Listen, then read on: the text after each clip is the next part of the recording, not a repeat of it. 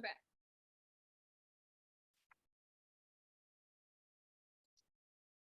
Okay. Then I will start my time now.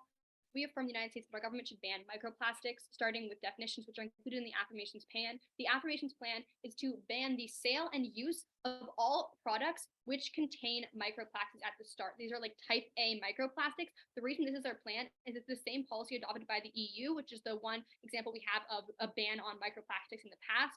This means all products that include microplastics in their production are banned. Specifically, we'd be doing this by 2030, which gives us time to phase out microplastics and the time to develop alternatives. And the reason that we chose 2030 is because when the EU implemented in 2019, they set it to 2025, which gives 6 years. We're assuming like a little bit of time delay. We give ourselves about 6 years. Now let's go on to weigh mechanism. We propose cost benefit analysis, whichever side has more impacts. Advantage 1 is human life uniqueness A. Microplastics are an extremely difficult thing to remove from the environment and can now be found throughout every single part of the earth, from our waterways to our air to the soil. Every single piece around us has microplastics in it in small amounts. However, subpoint B is that these microplastics in large doses in human bodies, be that if you've ingested it, if you're absorbing it from the air around you, are associated with hormone-related cancers due to the chemicals that are within these microplastics and their production, infertility due to them like breaking down inside of the body, and developmental disorders because of them being within the fetus, and they develop within the baby as the baby is developing if they're in the body of the mother who's holding that baby. All due to these caustic chemicals.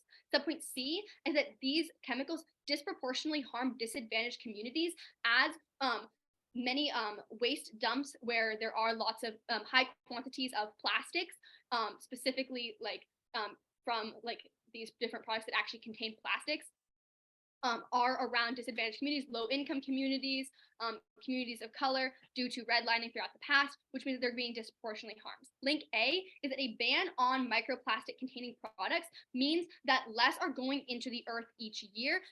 Specifically, this leads to, in the future, having none going into the earth immediately because all other types of them can be recycled, whereas these are the only ones that cannot be recycled no matter what. They have these microplastics in them, meaning that no microplastics are going into the world, which significantly reduces the amount of microplastics in each part of life, therefore reducing the amount that could possibly go into the body. And again, large quantities are needed for these developmental disorders and things to occur. Subpoint B is that this is an acknowledgement of the harm caused by microplastic.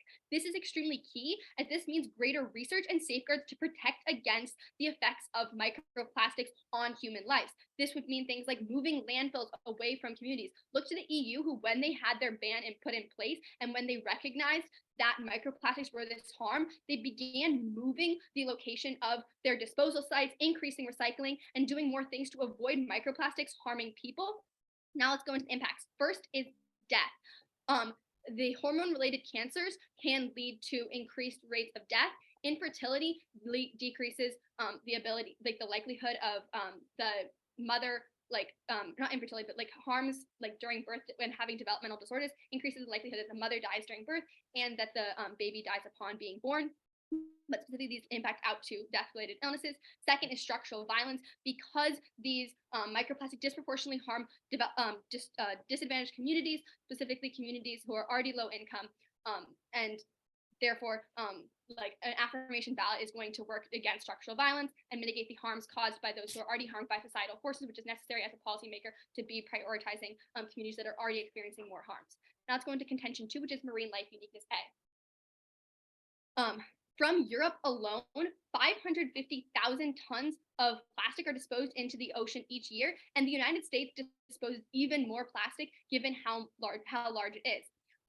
This has led to 5.25 trillion plastic particles being in the ocean. But the key part here that is most important is that they are very heavy, and bacteria and algae colonize and group together on the plastic. So it not only affects the surface of the ocean, but because of the weight and the bacteria and algae, it pushes it down and it sinks. So it's now affecting every single part of the ocean from the bottom all the way to the top, which means that all animals, be they phytoplankton on the bottom to whales on the top, are affected by this plastic. Subpoint B is that marine animals live on their surroundings. They feed in the water. and the particles in the water. The water goes through their gills. They intake all of these plastic particles because in every single process of their lives, they're intaking the things around them, even more so than humans do. This has led to plastic particles being found in over 100 animal species throughout the world. And subpoint C is that these plastics are extremely harmful to marine animals. They lead to hormone issues, harmed fertility. Ovaries have developed in male marine life. It causes tumors in fish. And subpoint D is this is causing extinction through harming reproductive organs of the marine life and genetic disorders, which then is doing that, but also they're just dying from things like tumors and hormone issues. But the main key part is that it's leading to the extinction of these animals because they can't reproduce. Link A is that a ban reduces the amount of microplastics that are going into the ocean. And that way we can do that before they go extinct, because right now they have not gone extinct yet. However, each day that we add more microplastics to the ocean, that increases the amount in them, and that increases the amount that of males that have ovaries, or the amount of animals that have fertility issues, thus leading out to extinction of these animals. So we have time to reverse it. We just need to do so. Subpoint B is that a ban forces us to develop alternatives to microplastics. Silk is the current alternative to microplastics, which is a super cheap product that can be used in different products, and it's used throughout the EU. And it allows us the time to develop it, and it doesn't harm animals or cause these adverse effects because it doesn't have the chemicals in it. Now let's go into the impacts. First is the economy. The crabbing and fishing industries are dependent on the viability of the fisheries. However, we see that we're leading to by 2030 having more weight of plastic than actual fish, which harms the fishing industry because they're not going to be able to catch as many fish if they're getting clogged by it and the fish are going extinct. Then we tell you the second impact is extinction. First, through climate change. Phytoplankton protect against climate change through algae growth. However, this algae removes carbon from the air when they don't exist, and when the phytoplankton don't exist, it increases the warmth of the air, thus increasing the likelihood of extreme weather patterns, which cause people to die and lead to extinction. Then on malnutrition is the second impact out here, which is that communities are dependent on marine life for their food source are hurt. But finally, just animal death is the greatest impact here. 100 million animals die from the effects of plastic each year. Thus, I encourage a strong vote for the affirmation. All right, my order is going to be one kind of like terminal defense sheet. So I would just fill it on a separate sheet, and then 2 disads, and then the AF top down. Are there any questions on order? Not, my time starts now.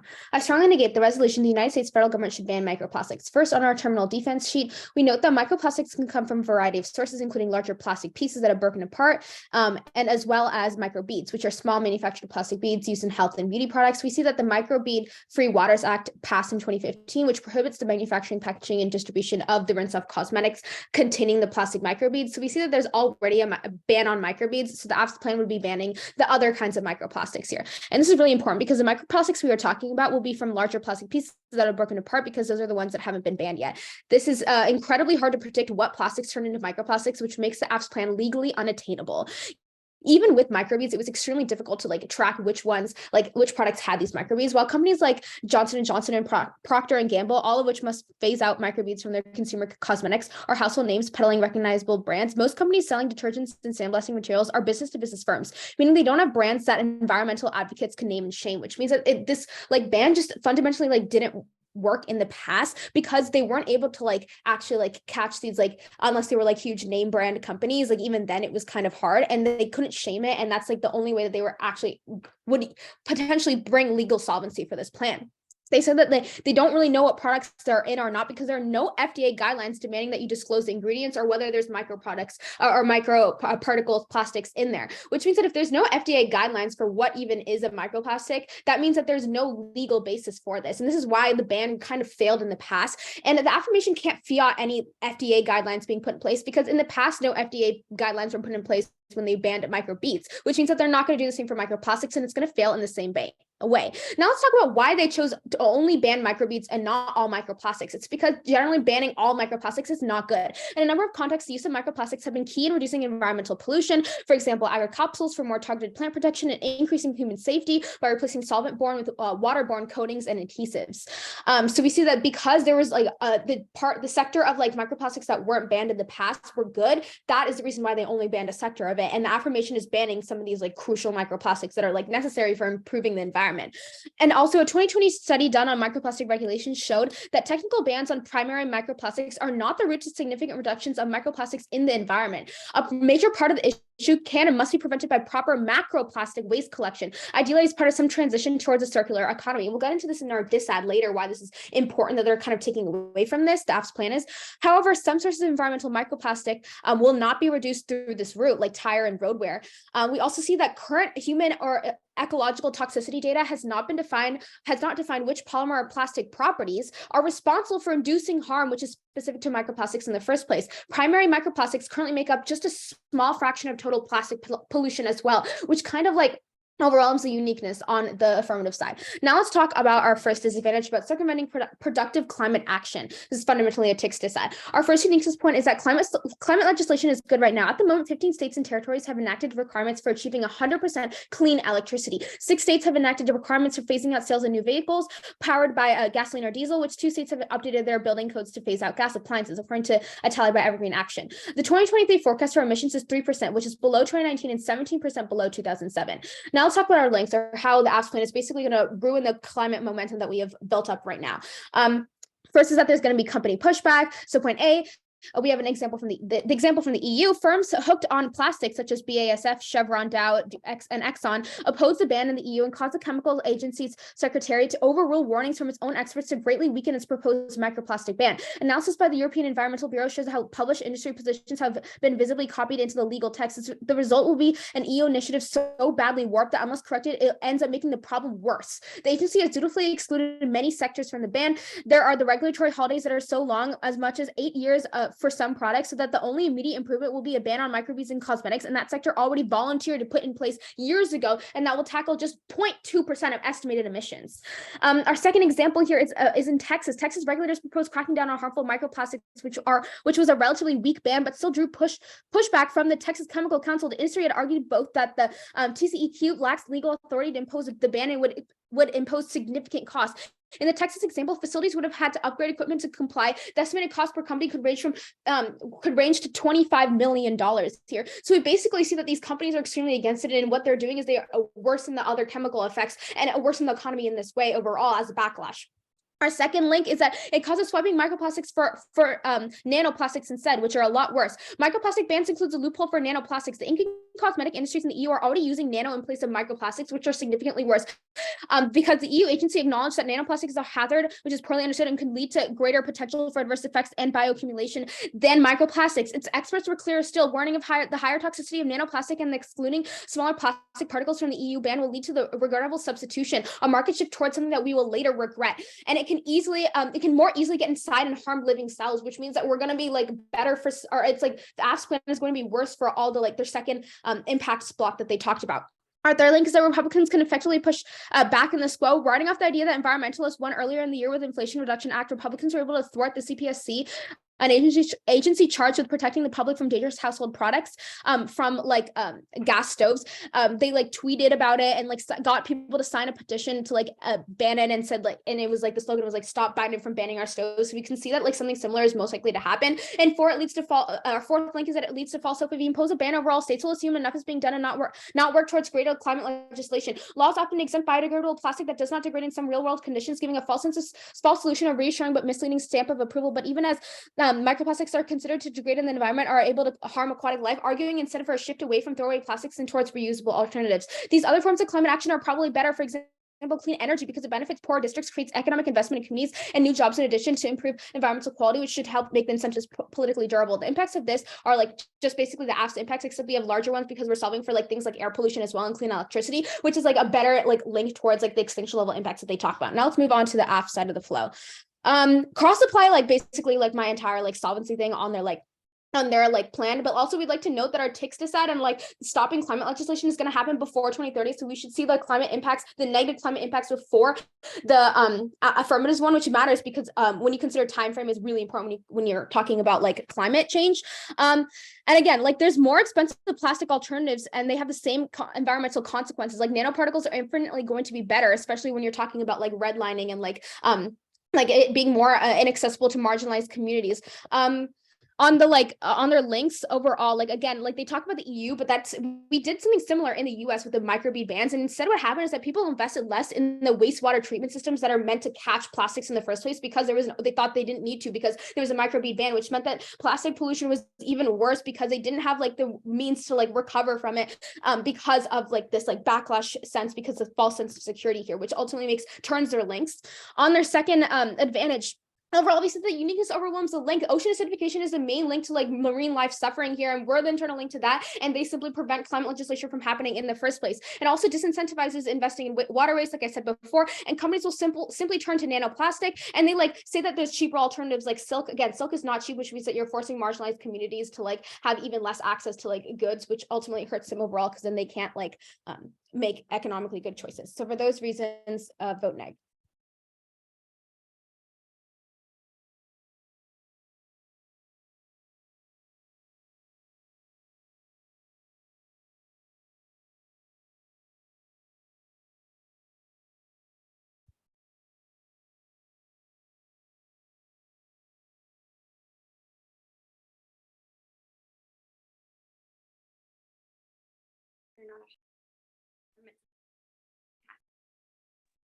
Okay, so the order is going to be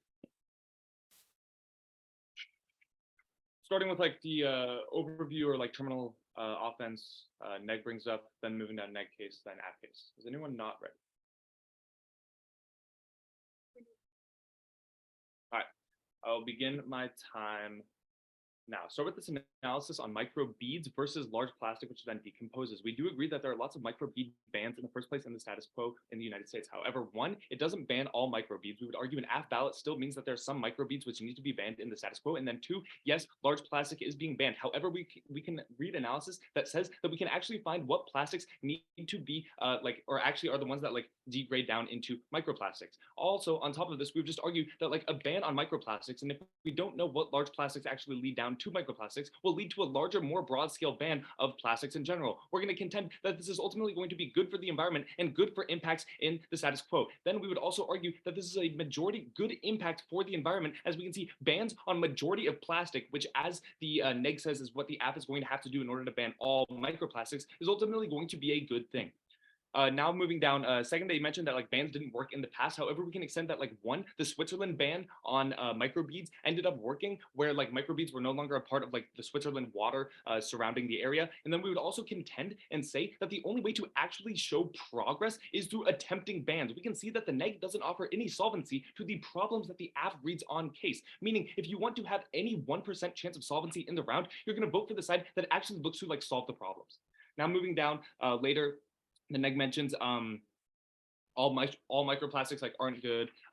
They mentioned that basically like the environment is improving in the status quo. However, we would contend and say that plastic isn't looking to get out of the ocean. Extend the uniqueness on the first contention and second contention on the app case, which specifically states that right now humans and animals are dying because of microplastics. We can see that in the status quo there are things like renewable energy or other things to carb emissions. However, there are very little plastic bans. That is what this topic is about, not the actual like pollution related environmental concerns.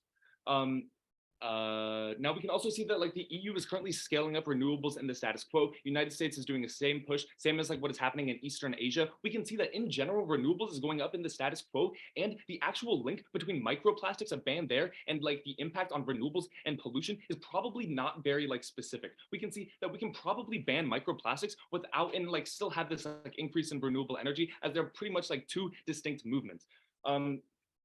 And also, like it worked in the EU. The EU banned this in 2019. However, the EU is still scaling up in renewables, showing that we can still scale up in renewables and like solve the pollution impacts and the environmental impacts of like climate change while still banning microplastics. Now going down to the apps disads. Neg disads, sorry. Under productive action, they mentioned that climate legislation is good. Again, extend the analysis, which is that the EU banned microplastics in 2019. However, they are still seeing renewable energy like increases in the status quo, proving that we can still have the two exist in the same world. Then we would also mention that like climate legislation in general is pretty not like separate from the actual impacts of microplastics. And we can see that the actual impacts of microplastics aren't actually tied to the legislation surrounding global warming. We can see that like the impacts of plastic in the water or plastic in like the environment in general, just like extend the impacts that my partner reads on first and second contention, lead to like the extinction of animals, which therefore in turn leads to like impacts on human life, and then the impacts on human life and health in general. Therefore, we can argue that like in general, we can kind of push out like climate legislation in this round because it's still going to happen as proven by the EU, but we need to focus on the actual specific impacts that come with banning or not banning, actually having microplastic in this world, and we can see it leads to like a lot of deaths. Therefore, we would urge you to like vote on the actual impacts tied to whether or not microplastic is allowed to exist in this quote. Now moving down, they mentioned that EU companies pushed back and made the problem worse. Again, extend the analysis already read, which is that renewables is still like ramping up in the status quo. Then we would also mention that like worrying about companies which might push back is not a way to go about policy. We should say that like a good way to like go about making policy is to think about the positive impacts it can have. And the only way we actually give power to companies that might push back when we ban things like microplastics is if we don't do it in general because we fear pushback. We would say pushback is better if we're actually doing progressive action, such as banning microplastics. Then there's no analysis as to why the world is worse when we have these companies pushing back, but the ban is actually in place. We can see that the EU actually put the ban in place, and these companies are still pushing back. However, the ban is in place, leading to better impacts surrounding these plastics in the ocean or in the environment in general. Then they mentioned it creates a loophole for nanoplastics. We would argue that one, nanoplastics fall under the subscript of microplastics. They're just smaller microplastics. Therefore, they're going to fit the same ban. But then on top of this, we would also argue that silk offers an alternative. Specifically, banning microplastics offers these companies the alternative to invest in silk, or it offers an alternative to nanoplastic and microplastic and all plastic in general, and that is silk. And we see that the only world where silk actually becomes cheaper, more research goes into it, is actually when we ban microplastic. Therefore, people want to like go and invest in silk. Then on top of this, we're also more likely to ban nanoplastics, this harmful like practice, if we also have a ban on microplastics. This is the analysis I read earlier, which is that all of the plastic problem is probably going to be solved once we start like knocking down plastic in general. In this round, the only way you can do that is an AF ballot and voting to strike down microplastics. Then they mention I guess, just like work isn't going towards like clean energy, that there's like greater impacts and that other climate action is better. Again, we would argue the only topical thing we're talking about in this round is the impact of microplastics. Therefore, you're going to side with side affirmation. But then on top of this, again, the analysis, which is that the EU is still ramping up renewables, et cetera, just like the same stuff. Then on top of this, we need progress. Climate action and like increased pollution is separate from microplastics in the water. Therefore, we need to have process on all impacts of climate change or marine and environment degradation. And we see that the only side that can actually solve back for like the unique impacts of plastic in the environment is the AF side. And like we need all types of climate action, not just pollution solvency. Therefore, side with affirmation, where you can have access to the impacts of plastics in the environment. Now moving down the AFS case. First, under weighing mechanism of cost benefit analysis, we can see that ultimately in both worlds, we're probably going to see renewables continuing to amp up because like governments have an initiative to do that, because climate change is like going to kill us all. So they have initiatives to increase renewables. However, the only side that actually solves back for like marine life is the affirmation side, because this is a ballot where you are banning microplastics, which kills 100 million animals every year in the environment. Then they mentioned that like impacts come before 2030. We would mention they don't. We just like, I guess if I like adequately responded well enough to their dissad, then they're not going to have this like analysis of neg impacts come before 2030. But then on top of this, we would also argue that the AF impacts probably don't come at 2030. They come in the years leading up to that, because now companies realize that they have to phase out of microplastics and nanoplastics. Therefore, they're going to invest in silk and things like that, leading to increases of better technology before 2030. And then people shift over. People will be shifting over before 2030 as well, not just at 2030. Then in response to like the AF case, the neg mentions a couple responses. The first is that or like alternatives are more expensive, we would argue, one, they're not. Silk is like a very cheap alternative. But on top of this, the only way we actually end up with a world where silk is cheap is when we have investment in silk. And the only way that happens is when we ban microplastics and nanoplastics, or plastics like that, which is an AF ballot, leading to companies or the government actually having reason to invest in silk. Sticking with the status quo means nobody invests in silk. People just keep going about things the way they're doing. And because the neg concedes the uniqueness on our first and second contention, which is that the world is really, really bad right now, they concede that something needs to be done about it. Then they mentioned nanoplastics again. We would just extend the response I already read on nanoplastics. Then we're already using nanoplastics in the status quo as well. We're the only world that solves for it through progressive legislation, through banning plastics and development in silk. And then they mentioned, again, on our case, that we somehow prevent climate legislation. We would just, again, extend the impact, which is that climate legislation is probably still going to happen. However, what's unique is pulling plastic out of the ocean. Specific impacts like 100 million animals dying every year. That's the cleanest place to vote. Therefore, side on side affirmation, vote AF. Thank you.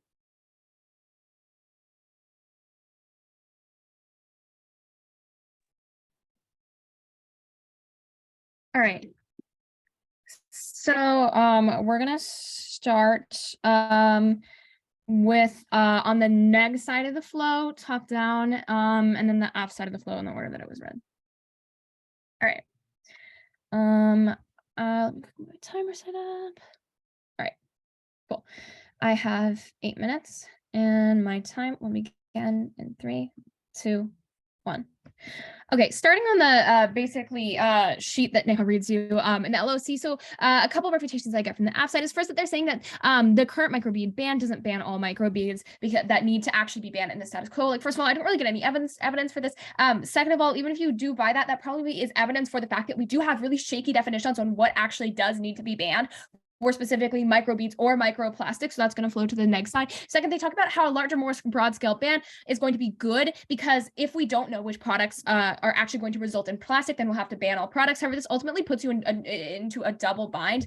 Either this past ban doesn't work and then your plan isn't going to work, right? And that means, and your plan specifically isn't going to work because they aren't able to have these correct definitions, or the ban worked and your plan is unnecessary, right? So, and the reasoning why we see that you aren't able to achieve this large scale broad scale ban is specifically because it is so hard to actually identify what will degrade into microplastics, right? This would result in companies not being able to use any plastic whatsoever. Yes, that sounds like a perfect future, but it is consistently a future that is 100% impossible. Even if you buy that companies would 100% just go through with this and follow the laws and not lobby against this probably means that you have massive, massive economic consequences considering how much plastic is actually used in our economy. That means that we see like lower income communities don't have as much access to goods, and we kind of extend these impacts from the LOC specifically, and that the economy collapses, which leads to a lot of poverty and immediate death as well, because poverty can take years off of your life. There, they talk about how Switzerland had this ban on microbeads, which worked. However, there are far more companies in the U.S. which have more like legislative power in the U.S. Second, Switzerland is a super small country compared to the U.S., so it's probably not we're not able to compare those two countries as well because it's easier to implement these kind of bans on a smaller scale, like we're seeing how specifically like some states did. Moving on, they basically their fourth refutation here is that they say that the only way is to make progress by attempting bans. If you want to have 1% solvency, you're going to vote for the AF. Ultimately, no, the AF is going to try to give you this triad scenario, but it ultimately doesn't work when A, they don't define the status quo well enough. We tell you why a lot of climate policies are up in the status quo, and they don't respond to our specific emissions point, as I'm going to get into on the DISAD. Even if you don't buy that, we do have specific offense on the climate point, specifically through our TICS DISAD, which proves to you that we do have a way that the status quo is going to solve.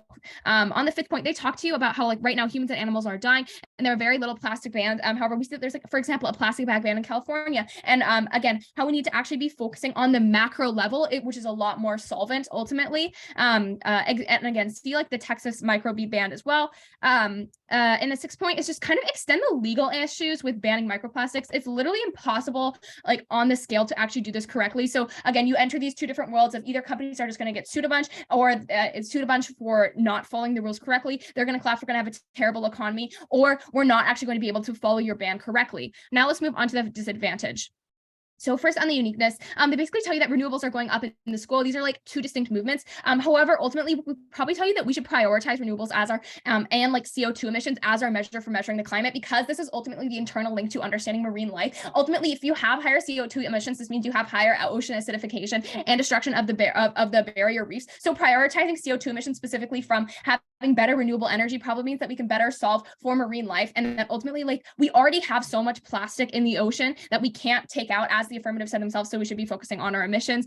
Extend the fact that we have a good 2023 forecast for emissions that's going down, that goes unrefuted by the AF.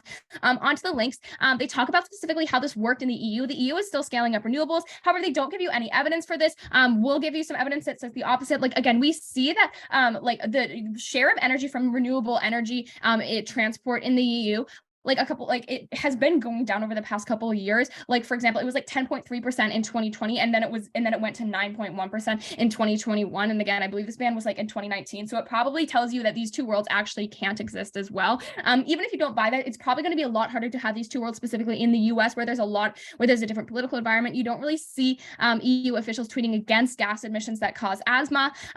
They talk about how we can push out climate legislation in this round because it's still going to happen. However, we give you a lot of evidence that just goes cold conceded by the affirmative, specifically about how Republicans can actually effectively push back in the status quo. Like, for example, we tell you about how this this Republican Jackson basically encouraged his 500,000 Twitter followers to sign a petition on WinRed to basically endorse a fundraising program by the Republican National Committee to stop Biden from banning our stoves. Essentially, if there is if there is a policy that they don't like that's probably going to negatively harm the economy, you can probably buy that Republicans are going to actually push back against this, which ultimately means, or push back against this, or since you have fiat, they're probably going to push back against another policy that they can actually attack, which means that we do get access to these impacts specifically.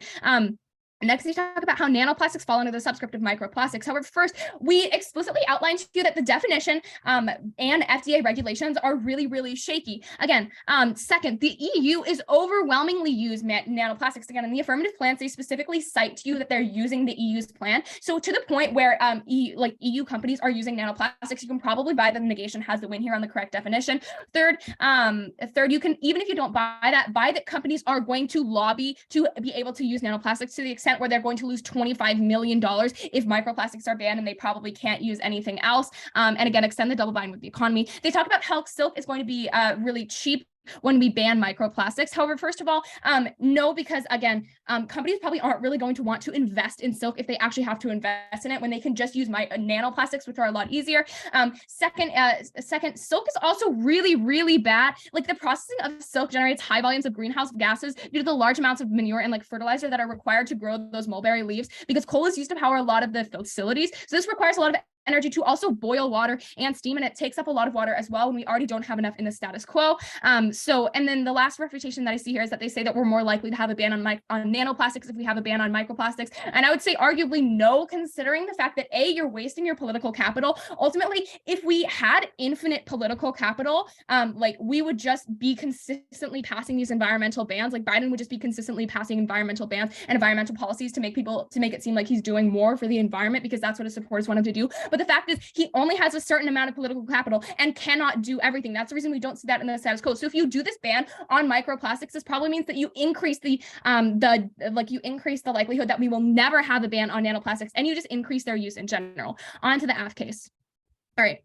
They basically talk about how AF companies are going to realize that they have to phase out, and that means that they're going to invest in silk. However, it literally took 8 years to do the microbeads, and some companies still got mad and just didn't follow this. Extend Neha's analysis specifically that a lot of the smaller companies, which do make up a large percent of manufacturing on this, just didn't follow the ban whatsoever. So this guts all of your solvency to the point where this goes conceded in the MG, right? We have this analysis that pretty much half of the companies aren't going to follow this ban in the first place. That goes conceded. That means that you lose pretty much half of your solvency, to the point where the other half of your solvency can be gutted specifically by the fact that nanoplastics are used, and B, are specifically worse because they are so small that they can actually go through cell membranes a lot easier of marine life. You probably buy that we're winning on their first advantage about how microplastics are hard to remove from the environment, because you're not doing anything to help that anyway. And second, we're winning on the and nanoplastics are work. And second, we're winning on the fact of marine life, because nanoplastics are specifically worse for marine life. We also have the internal link to decreased emissions, as we have said in the status quo, which is decreasing, which probably means that's better for marine life due to ocean acidification. For those reasons, I would strongly encourage a negative ballot. All right. For a quick off-time roadmap, I will just be doing voters, preempts, and weighing. So I would suggest just flowing this on a separate sheet of paper, because I'm not going to be directly responding to anything. Okay. Everyone's ready. My time starts now. I strongly negate the resolution the USFG should ban microplastics. Let's start by talking about some voters. These are just like key reasons why we have won, especially concerning like terminal defense that we have that the affirmation undercovered. One, they can fee out a ban, but they can't fee out that companies will listen in the US, especially. Look to the example in Texas where they banned it, and Texas companies literally just like the way they backlash is that they didn't listen to the ban. Like they say there's like no impact to companies backlashing if there's a ban. But the thing is that the way they backlash is that they don't follow the ban, which means that they have no solvency anyway. And when they did the whole microbead ban, only cosmetic companies like complied. The other like microbead companies, they simply just couldn't regulate because it was hard to like, there was no FDA regulations and it was just hard to do, which means that like it's viable that like if this plan passes, like just like the groups won't like comply because there's no way to check back on it. And again, like I extend the double amount my partner makes, like either you buy that like the microbead ban was like effective and then the plan would work, but that would make the plan unnecessary, or that like microbead bans was ineffective and then their plan would be ineffective because it uses the same like logic and legal basis, but it's even worse because there's even less regulations. Okay, 2, there's legally no FDA guidelines that will be developed. So you might like, there's no way that they can like enforce this at all, and no basis for them to fee out that as well. 3, they kind of like try to like talk about like how, oh, like renewable energy is solving back. But like, again, like it's very clear that our like TICS decide is going to pass because they passed something for renewable energy a few months ago. And the Republicans were able to use that leverage to like kind of go against Biden and like start this like Twitter revolution against like gas stove appliances. Gas stove appliances are so unrelated to like the like reducing inflation act that like happened before, but because to like Republicans, like the climate activism is all the same. It's not like 2 separate movement like the apps talks about. Like we see that like if you like ban microplastics, that like inhibits other climate legislation. That's like consistently what happens regardless if it's unrelated overall. Now on some quick weighing. So we see here that like the app's main point is just like microplastics like bad for the environment, versus neg we have like a larger scope of like climate legislation being stopped overall, and the other side of microplastics is nanoparticles, which is like and nanoplastics, which is going to happen, or like if you buy the affirmation, maybe silk. We see that we're outweighing on time frame here because again, there's like a risk. If there's any risk that climate legislation is going to be inhibited in the status quo right now and prevent that from happening right now, when it comes to like fracking, macroplastics, and whatever it is, that means that we're going to see an impact that happens before anything that the like in like 2030, because we saw like with the microbeads, it took them like 8 years for just the cosmetic companies to like take out microbeads here. So it's clear here that like they're losing on the time frame level, which is really important if like climate change is going to go past the brink, like they say. And magnitude, because we're just like talking about a larger scope of like larger climate legislation, we're just outweighing on magnitude overall. And also we control the internal link, because if we're able to like lead to more like state level like macro plastic bans, like plastic bag bans, that would solve back for like microplastics, because that's like the stuff that's like dissolving into those anyway.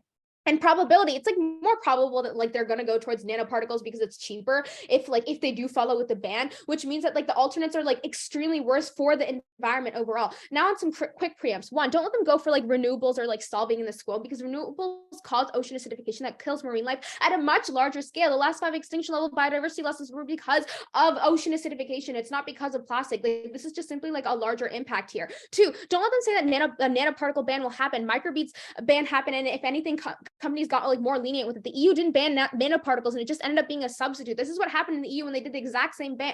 3, don't let them collapse to try or die for marine life for a couple of reasons. A, nanoplastics is conceded. B, because of Republican backlash and limited political capital, other environmental regulations are going to go away. C, extend our false hope point. This is cold conceded in the MG that waterways were then monitored less after the microbead ban, which means that you're going to like not be able to regulate even if like if the ban doesn't work, or if any plastic whatsoever, you're like gonna be like less able to like solve back for that. Ultimately, you're searching for a path to the ballot on the environment instead of turn to the economy, because this is severe risk. Companies will lose money and therefore be unable to provide good support communities, leading to very probable and timely decrease in quality of life and life overall. For those reasons, vote neg.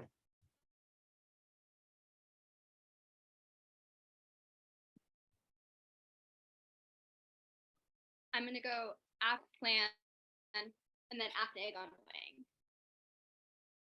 And start time.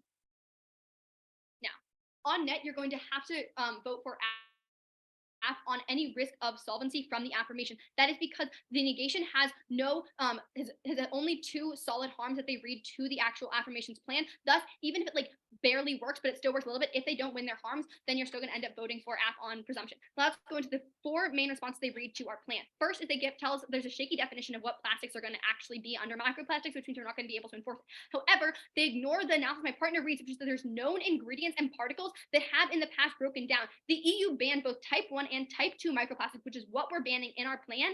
And they didn't ban all plastic in the European Union because they're able to track which ingredients lead to brittle materials in the plastic, and those are the ones that break down. It is very obvious to tell which ones break down under type 1 and type 2. The ones that you can't really tell on are not the ones that are being banned by the EU, and therefore the ones that are being banned by the affirmation under our plan, which again, like that is the plan that the affirmation proposes. Then on the fact that like all plastics are going to be banned, that's not what's going to happen. We're only banning type 1 and type 2, which is not going to have the harmful impacts that the affirmation is like extending out to of all plastics being banned. It's simply these ones that can be replaced easily by silk. Then on like already exists enough bans, like I mentioned the Texas ban and the California ban, we tell you that it's not enough and we need a broader ban. That is because we still see the number of plastics that are going into the ocean increasing each year. Like more plastic is going in each year, even with these, which means that we need these broader bans, such as in the EU, in Switzerland, which actually did reduce the amount of plastics emitted because they were broader bans. Then they tell us no method of enforcement. However, we tell you that because we're banning the sale, that we're banning the sale of products, it's very obvious that if you are a company that's selling any product that has microplastics, you're prosecuted and punished. We have the ban actually occurs. Thus, we do have that method of enforcement. If they're not allowed to sell them, then they can't sell them without being punished. That is a method of enforcement. Now let's go on to what this means since we have this affirmation plan. First, they tell you they tell you that there's going to be pushback, which means that half might not follow. We tell you if half of the companies don't follow our plan, even if they do, which we tell you is extremely unlikely because they would be punished through prosecution or having like to pay a fee or something like that, then we still get solvency because we are reducing half of the microplastics entering the ocean, entering the air, entering the waterways, and we still get solvency on our first contention, which goes completely dropped. Look to link B of our first contention, which tells you that the acknowledgement of plastic being harmful is now believed. Thus, it leads to more bans on like other harmful things and the moving of landfills away from communities and further protections of communities against the effects of plastic. We still impact out to this structural violence impact because they're being moved away and we're getting protection against plastic. But let's go into like specifically there too, and also like let's go into the specific impacts. First, on renewables, they tell you that actually renewables in the EU decreased. However, they ignore the couple things that actually did happen in the European Union, which was what my partner read, that they experienced more legislation. The European Union has been passing legislation to increase renewables since 2019. If it was true that it was somehow a harm of passing this ban would cause no legislation to be passed, then that legislation would not be passed. However, as my partner reads, it is passed, and they themselves tell you that the share of energy from the European Union is on track to like meet their goals by 2030. And as my partner reads, they've actually reduced their emissions, and the share of energy from the EU sources that are non-renewable has decreased by 2%. The share from renewables has increased by 2%. They've not only increased their use of renewables, but they passed more legislation. Thus, they have absolutely zero solvency on renewables not being possible with a negation ballot because like it happened in the EU with this exact same ban, even with the pushback. They tell you there's pushback that's going to be there. There was pushback, it's still passed. Then on nano, which is their other like only place in the ballot where they have that unique impact, they tell you that like there's going to be like no political capital to pass something to fix it in the future. The only way they win here is if we actually use a lot more nanoplastics. However, they ignore the fact that we tell you that we only need political capital to pass a bill if people don't already support the bill. And they drop our analysis as to why, after you pass microplastic bans, people actually support banning nanoplastics. First, there's an alternative besides nanoplastics, that being silk, that's better developed.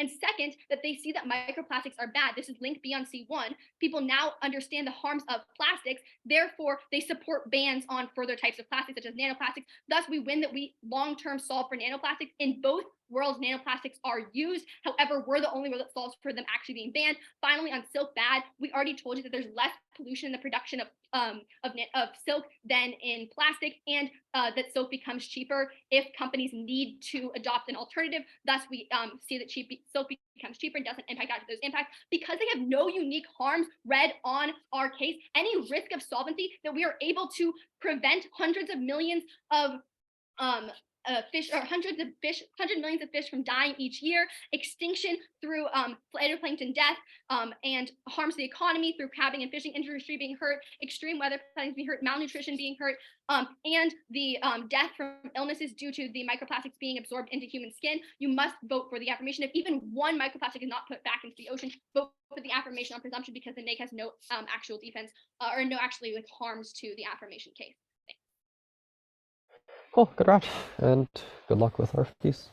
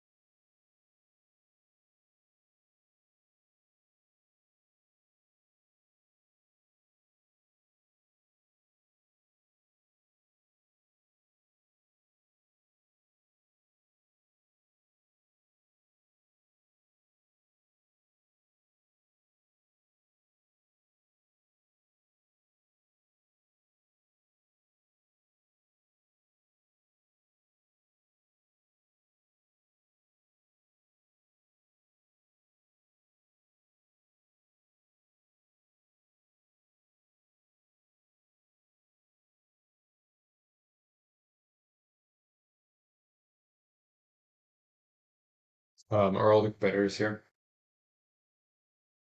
I just submitted, so I think we're good.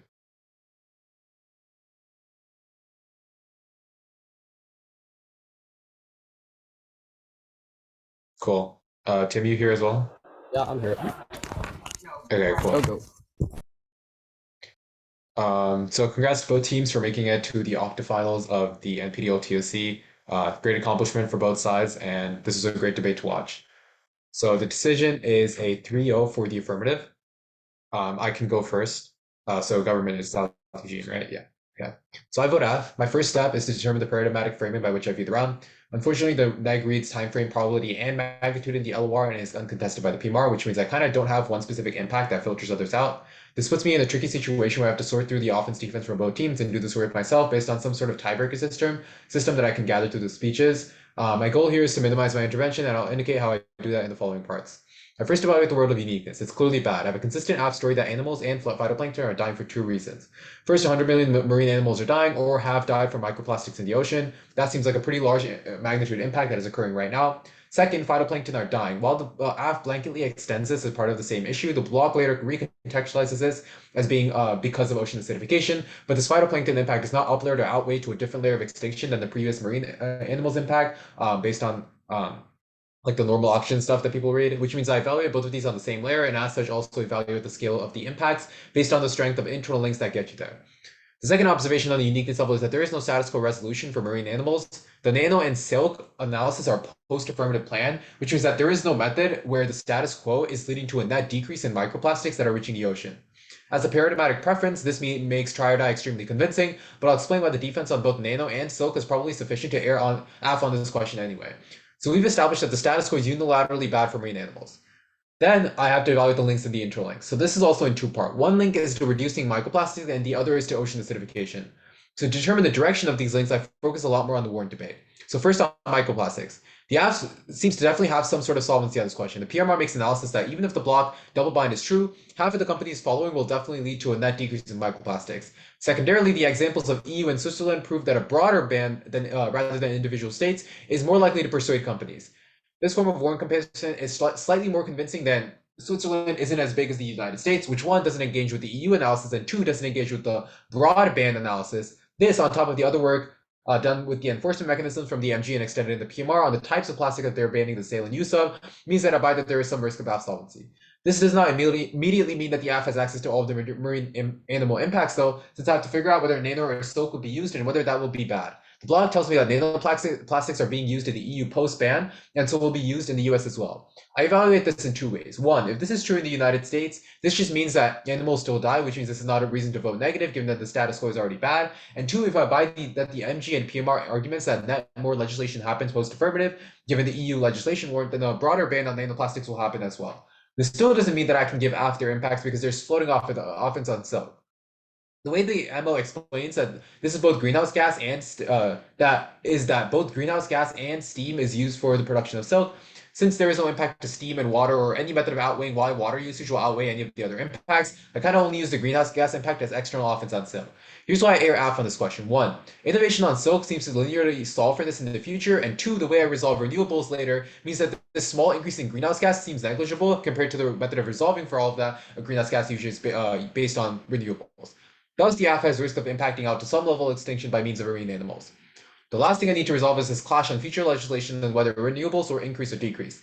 I think the MG and PMR's explanation on why renewables and plastics are pretty separate issues, along with the description of an increase in EU renewable legislation post-ban, means that I can slightly err AF on this. The Republican backlash arguments seem okay, but if you're reading uniqueness against yourself, when you say that Republicans are already backlashing against Biden and the status quo, which would mean that I would need extra brink analysis on why the AF uniquely would make a huge difference. This probably means that empirics outweigh the possibility of a linear backlash DA to the affirmative, so the renewables probably err AF as well, which would take out both the first argument on nano and also take out the silk offense on greenhouse gases. Let's say vote AF on triodi. Yeah, I think my ballot's pretty similar to Tejas'. It's also a try-die ballot. I start on the disadvantage, though. I agree with the PMR that the LOR overview on what backlashes is fundamentally defensive and not terminal, i.e. if the backlashes they don't comply, then the app still gets access to their links.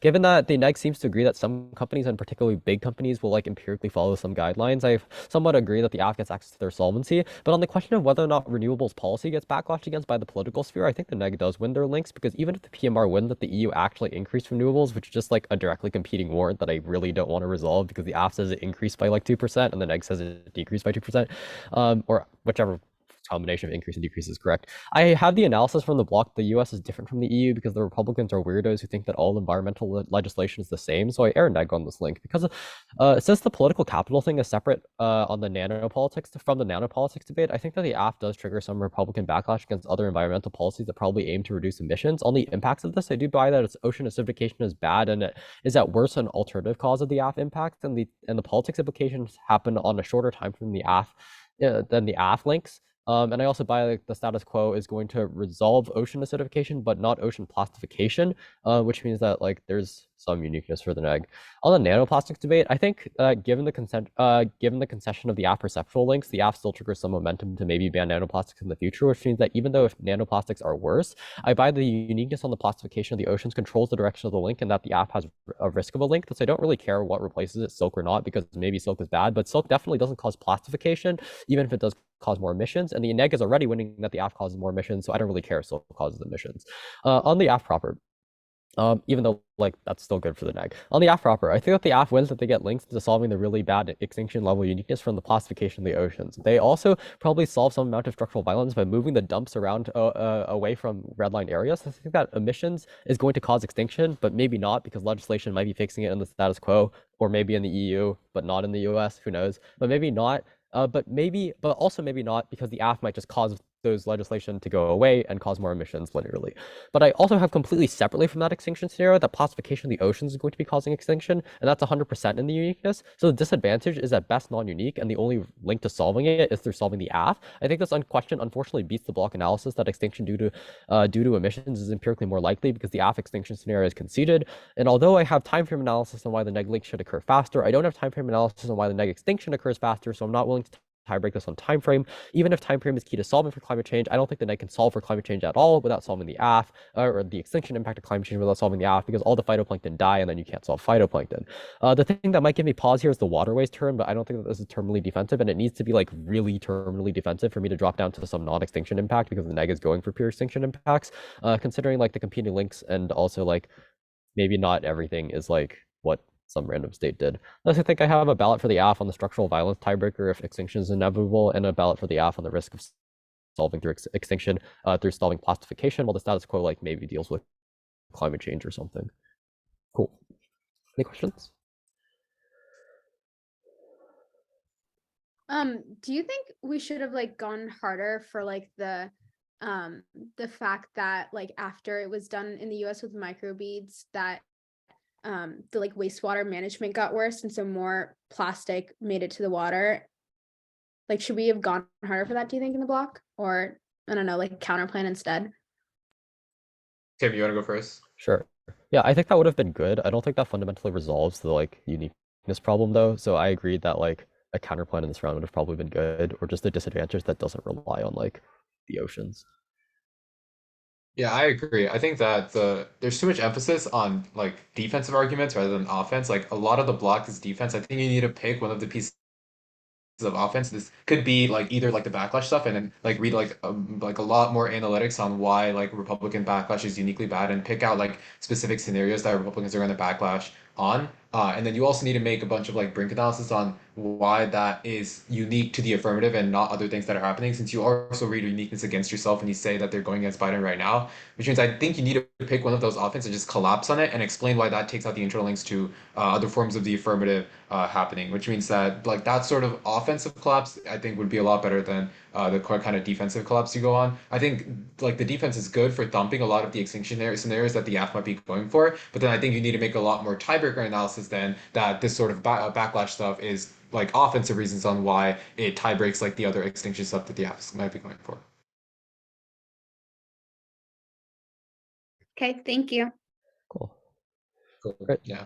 Good luck, y'all. See ya. Yeah, good luck. Good round, Good luck, you guys. Thank you.